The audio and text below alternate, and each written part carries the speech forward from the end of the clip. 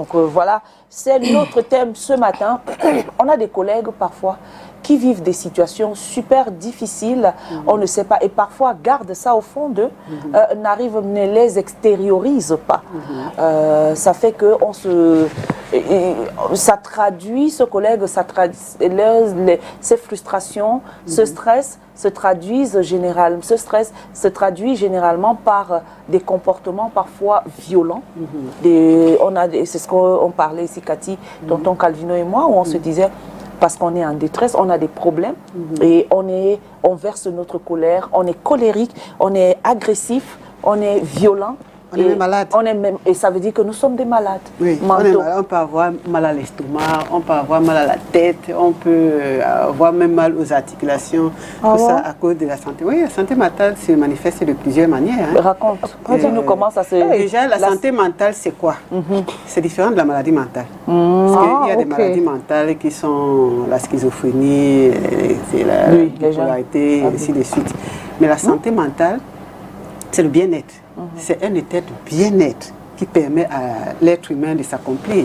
C'est-à-dire, quand j'ai une bonne santé mentale, je peux faire des projets, je peux les réaliser, je peux atteindre mes objectifs, je peux être épanoui et ainsi de suite. Et quand je n'ai pas une bonne santé mentale, tout ça là, c'est à bas. Bon, maintenant, beaucoup de gens ont des problèmes de santé mentale. Ça s'exprime de plusieurs manières, comme Mireille Grace venait de dire là.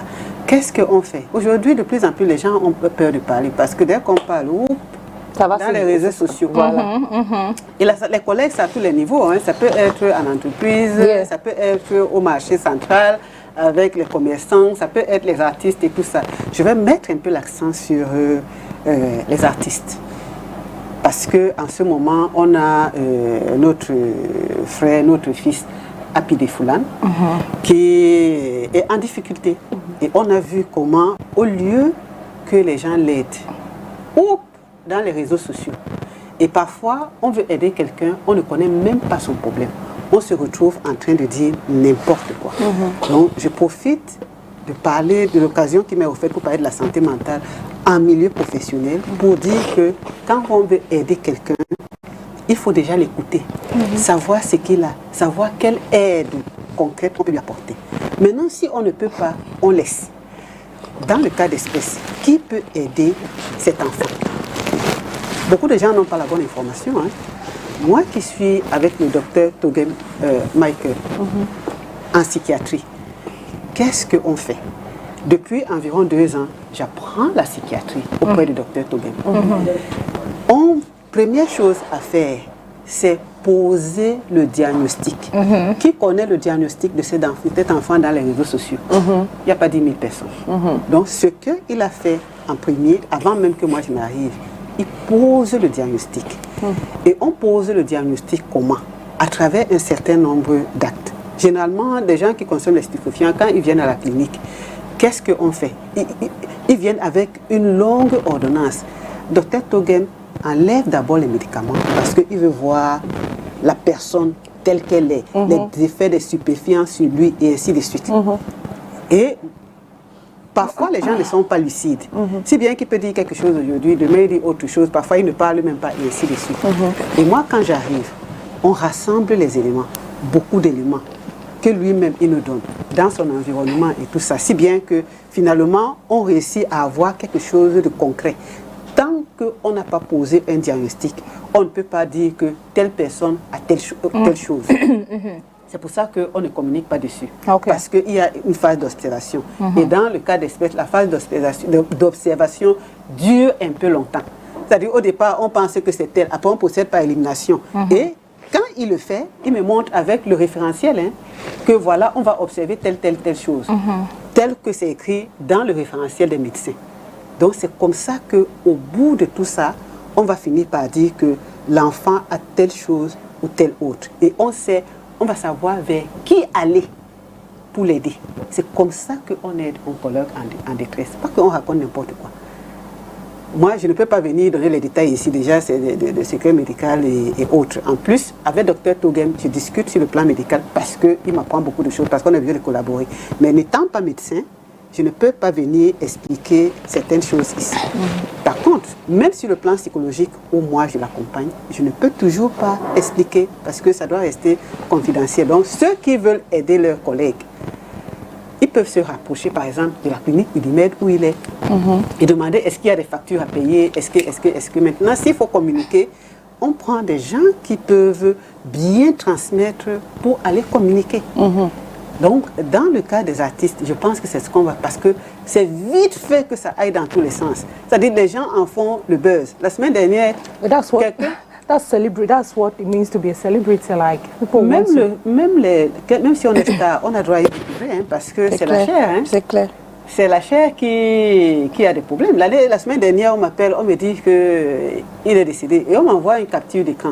La personne a pris les informations et on dit de sources bien introduites. J'ai dit que moi j'ai discuté avec lui hier, à moins qu'il soit décédé après moi, mais le médecin ne m'a rien dit. Ce n'est pas une façon d'aider un collègue. Yeah. Si on estime que c'est un mauvais, et moi je peux vous dire, cet enfant n'est pas fondamentalement méchant.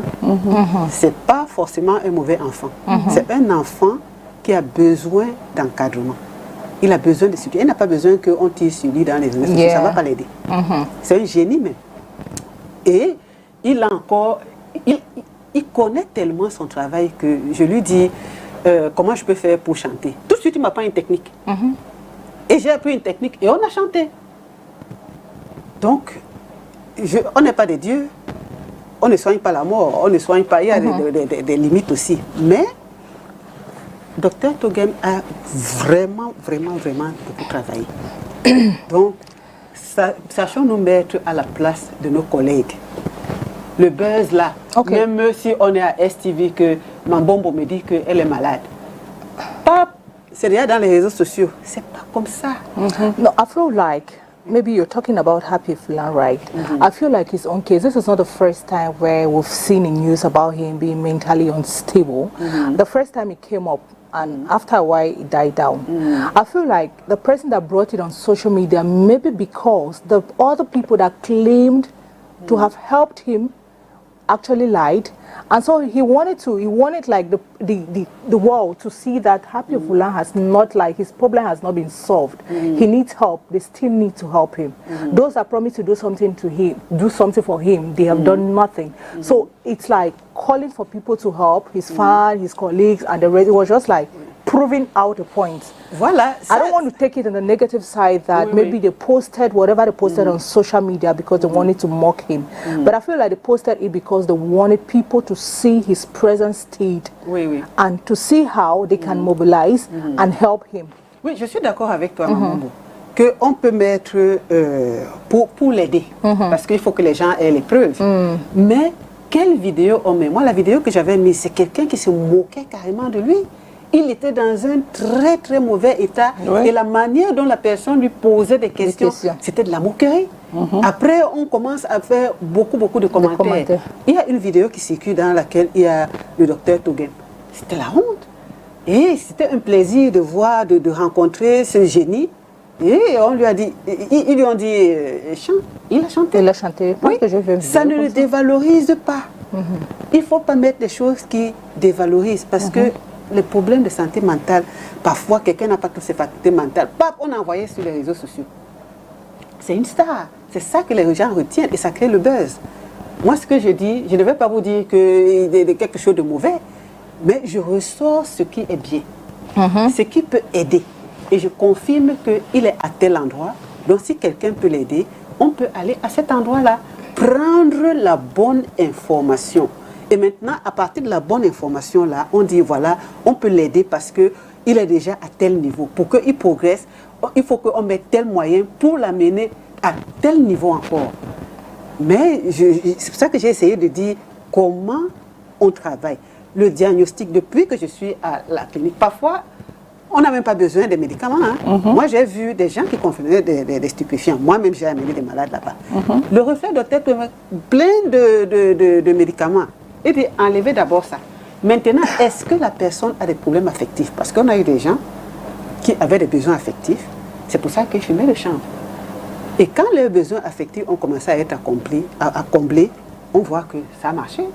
Il y a une maladie mentale qui se cache souvent derrière. On a aussi ce cas. Quelqu'un qui avait une maladie mentale. Et il fallait soigner la maladie mentale. Parfois, il y en a qui s'en sortent, il n'y a pas un traitement médical. C'est vrai qu'il y a des centres de rééducation, nous, on ne les a pas ici. Mais au niveau de la clinique, on essaie de faire des efforts pour les accompagner. Donc, aider un collègue, si on prend la vidéo, est-ce que ça veut dire qu'on va prendre la vidéo et ça dépend du commentaire qui est derrière. Les gens vont toujours... Chacun va dire ce qu'il veut. Chacun va faire, mais nous... Chacun va dire... Chacun est libre de dire ce qu'il veut. Mais nous qui voulons aider le collègue, quel commentaire on fait? Dans quelles circonstances on peut prendre la vidéo de la personne? On va voir par exemple quelqu'un qui est mourant. On a déjà balancé. C'est pas bon. Okay. Oui. Now, like coming back to our topic, you talk of mental health in a professional environment, how to help a colleague who is in distress. Now, there are colleagues who are not like, it is not in their habit to interact with others. They love to isolate themselves, like they don't express or, you know, talk about their issues, their personal life and everything to their colleague. When they come to work, the only thing they tell is good morning, how, and that's all. If whatever they want is strictly job, like work.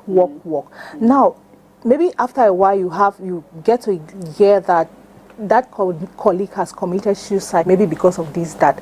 Now, if you're living with or you're working with such a person who loves to isolate, such a person that has never confined in you or confined to, you know, any other person apart from you, has never said anything to you. Now, how do you identify or how do you recognize that this person is mentally in distress? Oui, la personne qui a un problème de santé mentale, on peut reconnaître par son attitude. Les personnes, il y a des gens qui sont désagréables, sont trop nerveuses. Il y en a qui se replient sur elles-mêmes. Il y en a qui sont toujours maladives. Quand quelqu'un dit que je suis très malade, on a déjà fait tous les examens, on ne voit rien. Allez regarder la santé mentale. Parce que généralement, les gens disent ça, qu'on a déjà fait toutes sortes d'examens, on ne voit rien. Quelqu'un qui a le mal d'estomac qui est périodique. Ça, c'est une expérience personnelle que j'ai faite. Parce que moi-même, quand je ne suis pas bien, tout de suite, ça attaque l'estomac. Que je n'ai pas mal à l'estomac tout le temps. Donc, quand quelqu'un se plaint du mal d'estomac, il faut regarder, est-ce qu'elle se plaint du mal d'estomac tout le temps? Ou alors c'est périodique. Et chaque fois qu'elle se plaint du mal d'estomac, ça veut dire que c'est quand elle a un problème particulier. Et il y en a qui deviennent querelleurs. Pour un oui ou pour un non, ils sont irascibles. Allez, il s'est déjà mis à se disputer avec les autres. Il y en a qui sont même véritablement malades. Parce que parfois, on hospitalise certaines personnes. On ne voit pas, on pense qu'ils ont un problème de santé physique réel, alors qu'il n'y en a pas. Le problème, c'est la tête. Certains reviennent à l'hôpital tout le temps. Et ça se manifeste de plusieurs manières, de toutes les façons. Il faut être observateur. Il faut bien observer nos collègues dans notre entourage. Peut-être qu'il n'est plus productif dans le travail. Peut-être qu'il arrive très souvent en retard, ou bien il est absentéiste. Ne tirez pas directement sur la personne. Essayez de savoir pourquoi il était très assidu au travail, il était très apprécié. Maintenant, il n'est plus productif. Peut-être qu'avec la charge mentale qui est lourde, il n'arrive plus à effectuer ses tâches. But now, when you recognize, right, when you recognize those signs, now how do you approach this colleague?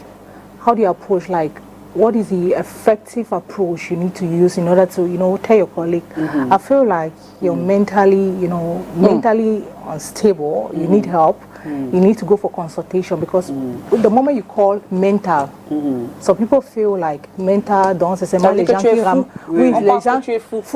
les gens qui ramassent les choses. Oui. It's just like you are insulting. La santé mentale est différente de la maladie mentale. La santé mentale, c'est le bien-être. La maladie mentale, c'est la vraie maladie, comme la schizophrénie, comme la bipolarité. Mais la bipolarité, on a des personnes qui sont bipolaires, même si ça rentre aussi dans une sorte de... C'est dans la santé mentale aussi. Parce qu'il y a des personnes lunatiques.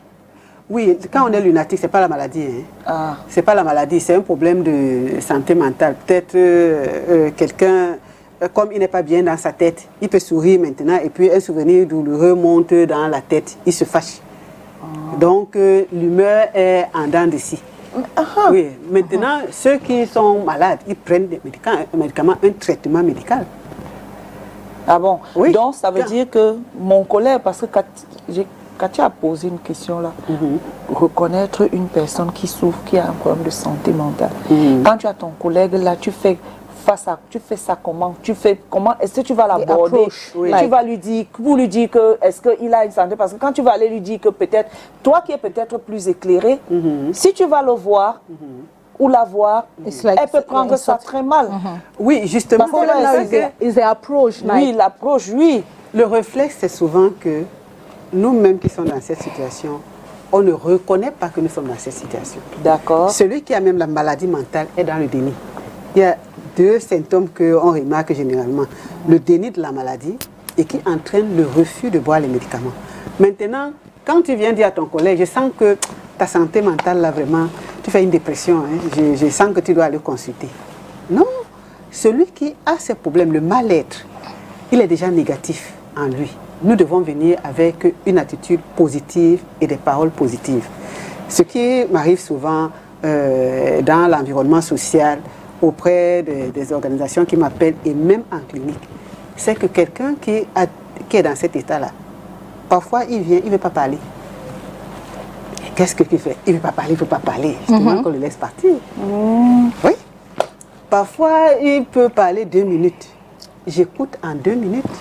Après, je demande, est-ce qu'on peut se revoir la semaine prochaine ou, je ne sais pas moi, dans 2 jours? Tu dis 2 choses.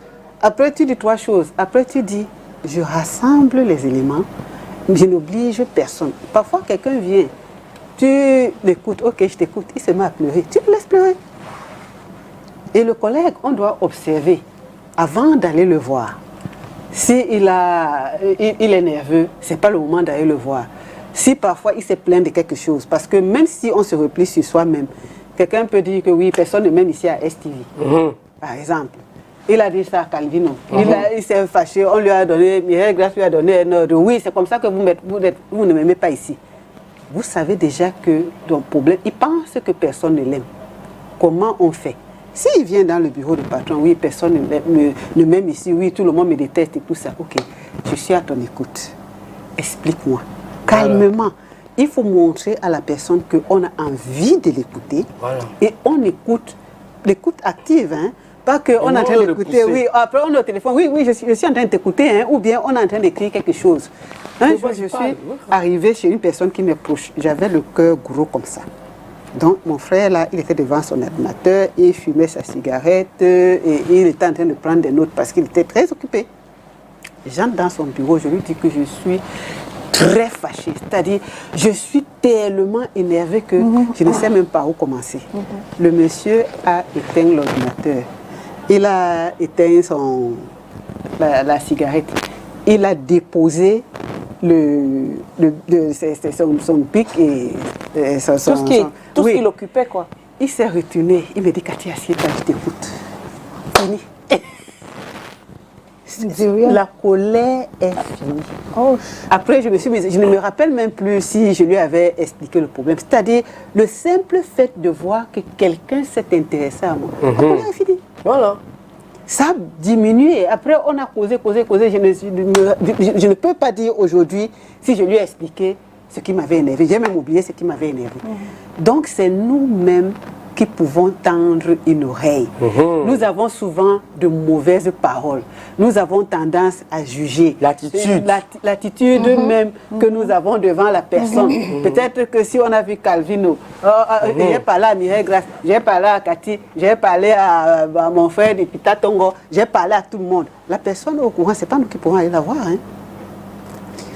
C'est dur, hein? Ce que nous on fait aux gens aujourd'hui, ça peut nous arriver demain. Je parle en tant que travailleuse sociale et quelqu'un qui est en milieu hospitalier. Tout le monde se retrouve à l'hôpital.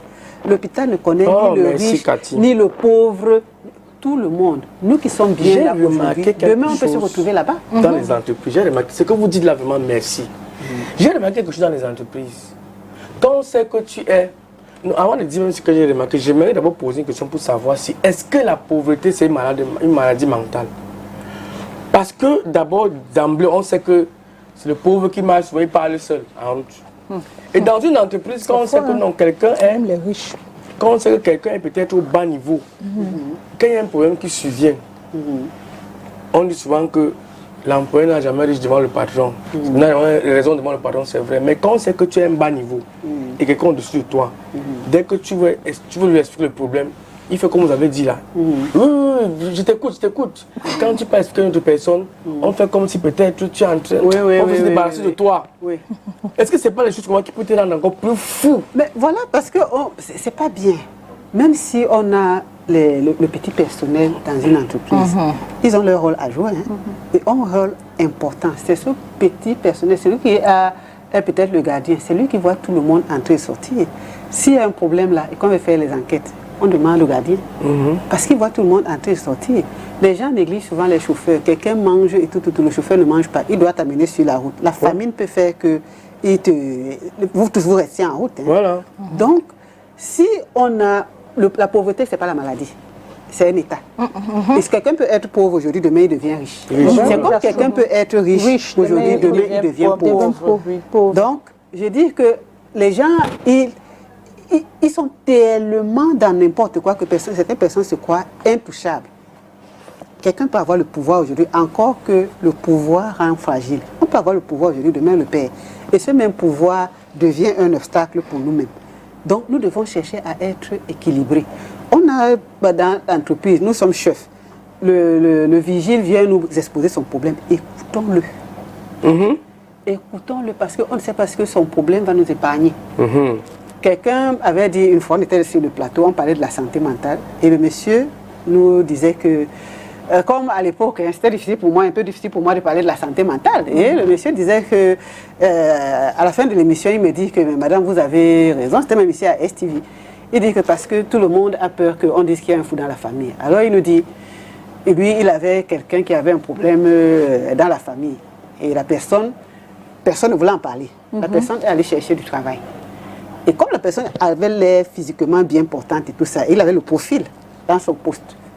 Et il y a eu un problème parce qu'il s'est passé un vol. Et ça a été très facile qu'on parle à la personne. Ils ont dépensé beaucoup d'argent pour le faire sortir. Pour prouver déjà qu'il est malade. Voilà.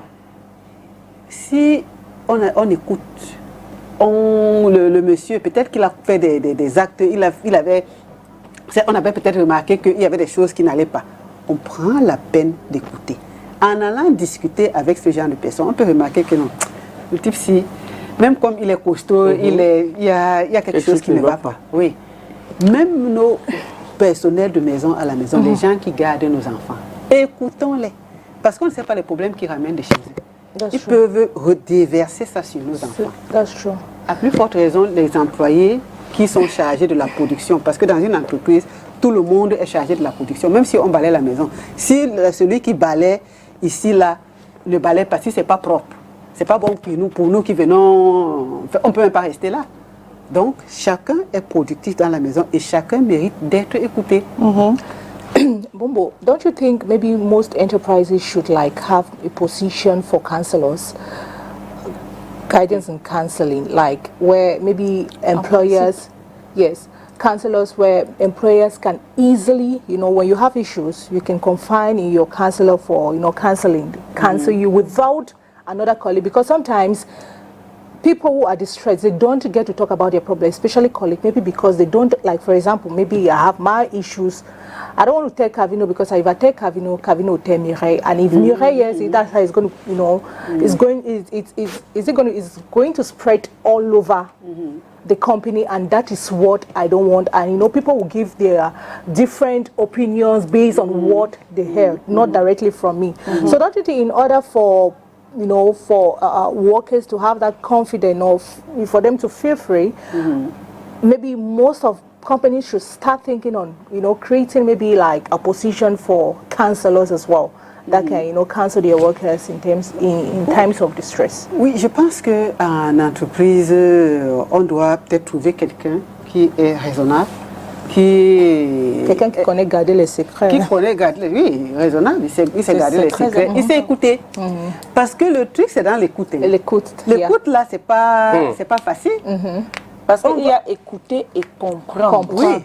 Parce qu'il y a beaucoup qui écoutent need to be patient. mais ne comprennent pas. Certains n'écoutent même pas. Parce que quand on est en train de parler, lui, il a la tête ailleurs. Après, quand il veut te... Justement, c'est pour ça qu'ils ne comprennent pas. Oui.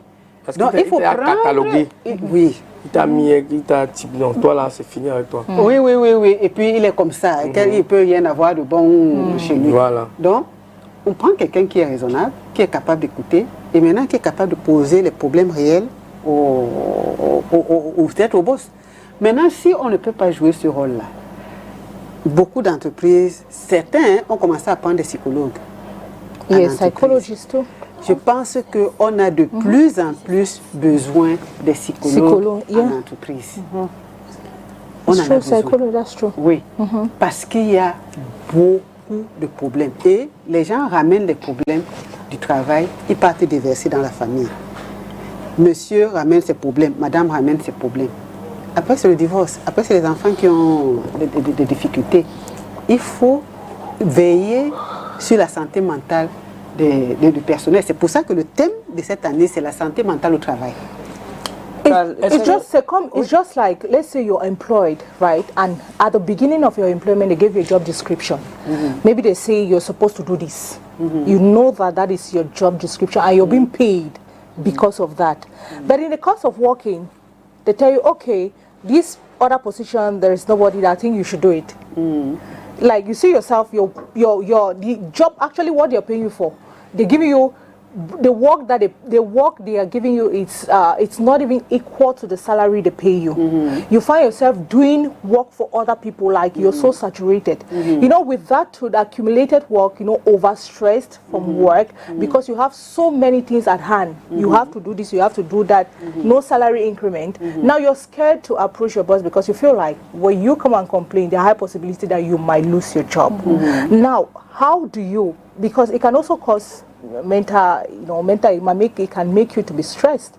Suppose like it can stress you up, but because you're scared, you cannot talk. Now, how if someone who finds he or herself in such a situation, like how do you approach your boss, or how do you approach your boss, like to express yourself that this is a situation, I feel like I am stressed, I'm depressed, maybe because of overwork, because of the responsibility that has been added to what I was supposed to do. Without you necessarily getting to his nerves, because if you get to his nerves, you might lose your job. Alors là, j'ai pas... Tu vas perdre beaucoup d'efforts, hein? Ça va un peu trop vite. Oui, là, elle allait très vite. Oui, il faut aller peut-être rencontrer son boss. Et puis, est-ce que tu peux parler à ton boss? Quelle façon, quelle est la façon, donc, quelle est la manière, en fait, l'approche que tu vas avoir avec qui ne se fâche pas. Voilà, justement, là aussi, les collègues peuvent intervenir. Des collègues qui sont raisonnables, qui ont de bonnes intentions. Parce que quand on voit que on a cette lourde charge-là, il ne faut pas justement la garder pour soi. Maintenant, pour aller parler au boss, on ne va pas lui dire que oui, le travail là, c'est moi qui travaille, et puis nos salaires n'est même pas conséquent, et ainsi de suite. Ne perdons pas de vue que le patron, on le respecte. Donc, on peut déjà essayer de voir avec un collègue qui est raisonnable. J'ai tel problème. Comment tu penses que je pourrais parler au boss? Parce qu'il faut apprendre à connaître le patron, hein, comment il agit, ses humeurs, et ainsi de suite. Il faut trouver les mots avant d'aller lui parler, avec douceur et respect. Maintenant, on ne prend pas tous les problèmes. Parfois, nous-mêmes, nous avons des problèmes. Nous ne savons même pas quel est notre problème réel. Parce que ce que je fais, l'exercice que je donne souvent aux gens dans le cadre de l'accompagnement, je dis, ressors-moi 5 choses qui te font mal. Les gens ont du mal à ressortir 5 choses, à écrire ça. Donc, il faut pouvoir ressortir des points clés qu'on va expliquer au patron. Mon problème, c'est telle chose. Si je continue à faire comme ça, je ne serai pas productive pour telle raison. On explique concrètement ce qu'on ressent. Or, beaucoup de gens expliquent les conséquences de leurs problèmes sans pouvoir expliquer le problème proprement dit. Donc, il faut savoir parler. Maintenant, quand on a donc un collègue qui est plus expérimenté, peut-être qui est plus posé, et tout ça, ne partons pas voir celui qui a le sang chaud. Il va dire que non, ne te laisse pas faire et tout ça. Non. Voilà. On ne revendique pas toujours en tirant sur les autres. quand on fait même la formation sur les plaidoyers, on voit que nous, moi étant de la société civile, j'ai beaucoup revendiqué. Hein. Personne ne peut imaginer que j'ai revendiqué, mais parce que j'ai appris le plaidoyer, je venais encore de faire une autre formation avec le système des Nations Unies où on nous a parlé du plaidoyer. Parce que j'ai appris à faire le plaidoyer, j'ai revendiqué des choses qui se sont bien, que l'État a pris en compte, ça a été résolu. Et ça fait de ma structure une structure plus fiable. Wow. Personne n'est au courant que c'est des choses qui sont visibles à certains endroits. Oui. Les gens ne sont pas au courant que j'ai revendiqué. Parfois, il m'a fallu 2 ans pour obtenir certains résultats. Mais j'ai suivi. Donc, c'est pour ça que je sais que quand on veut revendiquer, on n'a pas forcément besoin d'aller crier sur tous les toits que moi, voici qu'on est en train de tuer à Estime. Non, on cherche les moyens pour atteindre nos objectifs. La cible. Oui, parfois aussi, on peut parler au patron. Il n'écoute pas. Quand on n'écoute pas, on fait comment? On reste d'abord tranquille, on continue à faire notre travail. Maintenant, si on ne peut pas être productif, on ne force pas, hein, parce qu'on peut être malade. Lui-même peut finir par remarquer que Cathy m'avait dit qu'elle avait un problème, mais son travail n'est pas bien. Est-ce qu'il ne faut pas se pencher un peu dessus? Ne partons pas en guerre. La guerre n'apporte rien. Et les collègues, si je viens me confier à Calvin et dire que, ok, voilà. Est-ce que vous savez que Cathy m'avait dit que mon nom devient la cloche, comme quelqu'un avait dit, à l'intérieur et à l'extérieur du milieu professionnel. C'est ce qui est une chose très dangereuse. Bon, voilà, je crois qu'on va aller retrouver l'homme dans la rue pour le Vox Pop de ce jour. On va aller du côté de Yaoundé avec M. Thierry Onne qui a prêté son micro à l'homme de la rue et chacun a donné son opinion, son avis sur la question. À toutes, le Vox Pop. En n'étant pas expert, je veux quand même, par le bon sens, nous conseiller de faire un repli stratégique, de se retrouver seul, faire son introspection, être seul pour un moment, si possible, demander un petit congé, se replier seul et se reposer très bien, parce que le surménage provient à partir de beaucoup d'activités. On veut faire tout à la fois et à la fin on est surmené, c'est comme le bouchon, on est surmené, on ne peut pas avancer. D'essayer d'oublier tout, si les chrétiens qui se ressourcent dans les prières et si les philosophes qu'ils s'inspirent d'autres philosophes qui ont vécu, qui ont bien vécu et puis qu'il prend le temps pour lui-même.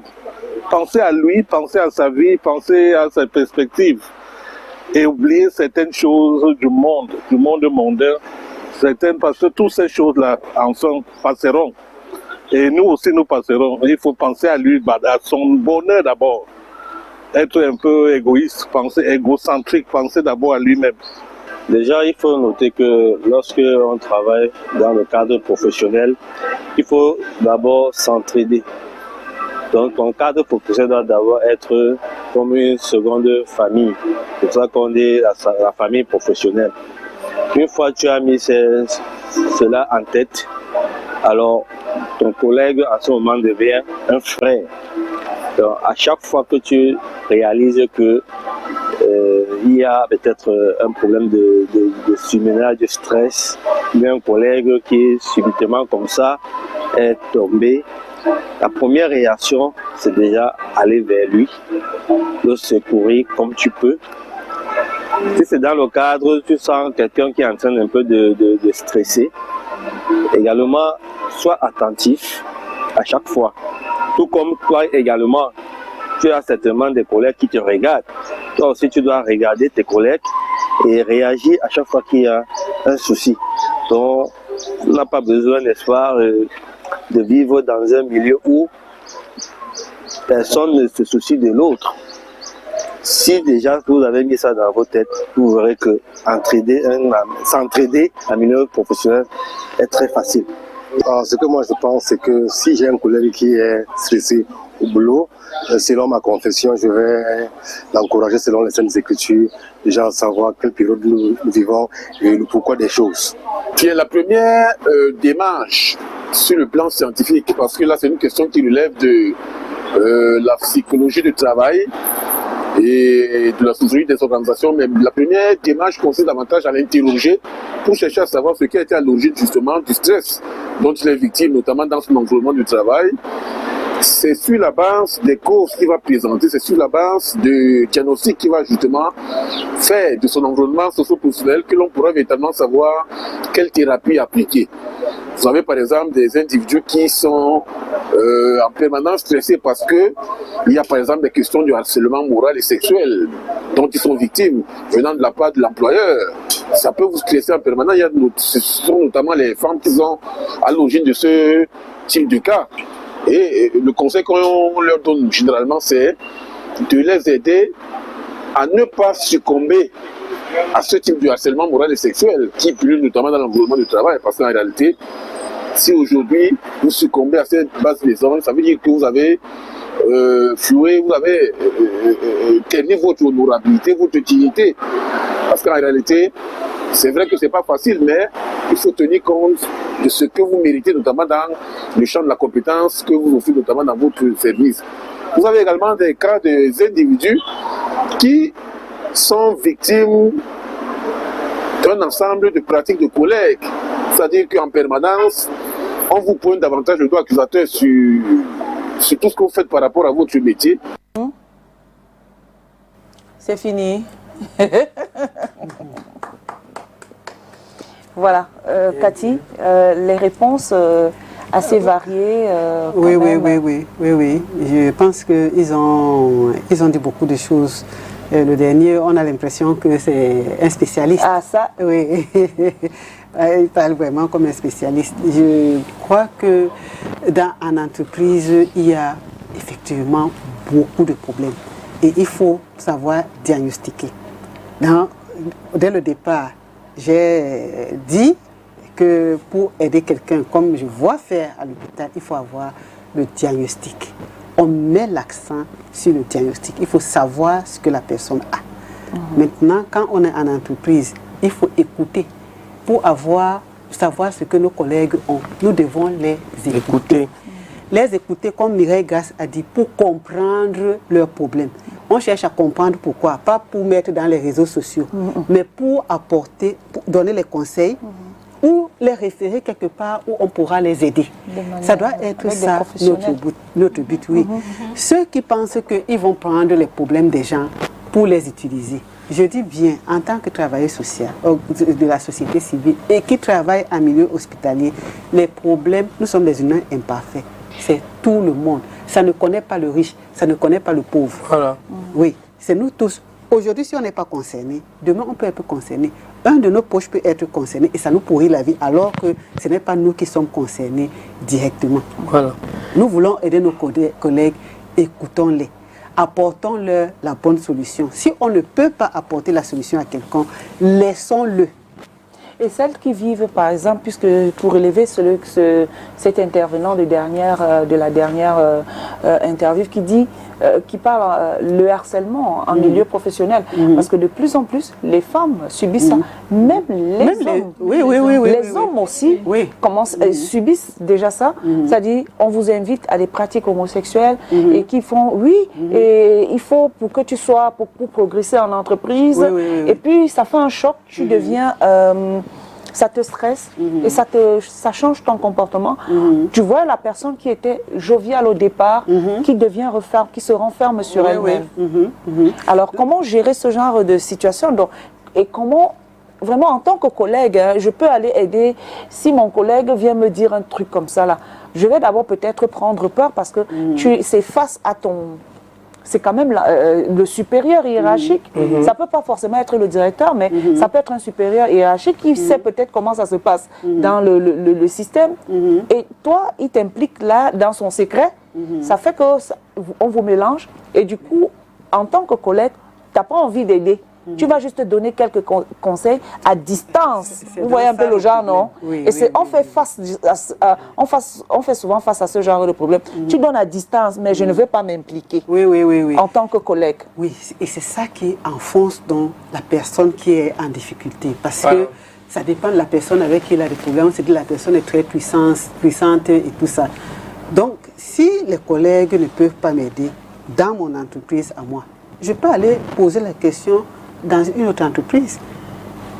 Comment vous faites ici? Je vis telle chose dans mon entreprise. Comment vous faites? Peut-être la personne va donc dire que, ok, il faut porter plainte, il faut aller à tel endroit, il faut aller à tel autre. Ne gardons pas pour nous. Ne gardons surtout pas pour nous, surtout des problèmes de harcèlement. Sachant que le harcèlement, les viols et autres, c'est puni par la loi. Hein. Nous, on a été formés au MINPOF sur le genre. Le genre, c'est le harcèlement, les viols, les attouchements, et ainsi de suite. C'est des problèmes qu'on traite. Et ça peut arriver jusqu'au tribunal. Les hommes doivent savoir, et même les femmes, que quand une femme est harcelée ou un homme est harcelé de cette manière, ça le bouleverse complètement. Certaines personnes vont dire que c'est le boss, il faut céder. Non. Parce qu'on pense que ça va faire une promotion. Le boss qui commence avec Mireille Grasse, après il va la laisser, il va venir vers moi, après il me laisse, il va chez moi, bobo. Aucune de nous ne gagne. Donc nous devons être au travail, être appréciés, rester grâce à nos compétences. Maintenant, si le boss, il doit aussi savoir que si on part, on perd. Oui, donc on n'est pas là pour écouter. Si j'ai des compétences, ça sert à quoi qu'on mette mes compétences de côté et qu'on me détruise? Utilisez-moi pour mes compétences. Donc, Mais oui, on ne peut pas. You have a choice. It's either you do what you want. Même le chantage, ça fait partie du chantage, voilà. et des violences psychologiques. Parce qu'on va te dire que, ok, si tu ne cèdes pas, je vais te chasser. Je pense qu'on peut c'est le chantage. C'est le chantage. Chacun a le droit. Et on fait même ça aux femmes mariées. Une femme mariée n'a pas envie de tromper son mari, mais le patron ou bien un homme marié, parce qu'il y a aussi des femmes qui ont des positions, des postes de responsabilité qui harcèlent les jeunes, même qui sont mariés. Donc, quelqu'un n'a pas envie, il a envie d'être fidèle à son conjoint, on n'a pas besoin de le démolir, de détruire ça. Donc, on peut porter plainte. Cathy, tout à l'heure, That's when you have an evidence. Tout à l'heure, Cathy, qu'on a posé une question, je vais aller dans le même ordre d'idée. Bon, heureusement que chez nous aussi, ça ne se passe pas comme ça, gloire à Dieu. Il y a des entreprises qui ont les 7 mois d'aéré, ils ne payent pas les employés. Les employés sont là. Ma question, c'est est-ce que le fait d'avoir ces aérés-là, ça peut être l'occasion d'une santé mentale sur les employés? Naturellement. Non. Si quelqu'un a un bailleur, le bailleur vous a le bailleur va comprendre que you have 6-7 months. Il a le bailleur, il a les factures, il a la scolarité des enfants, il a les maladies.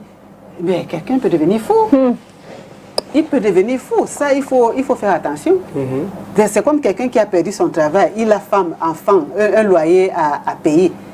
C'est des gens qu'on soigne. Maintenant, il est là, il ne peut pas aller ailleurs.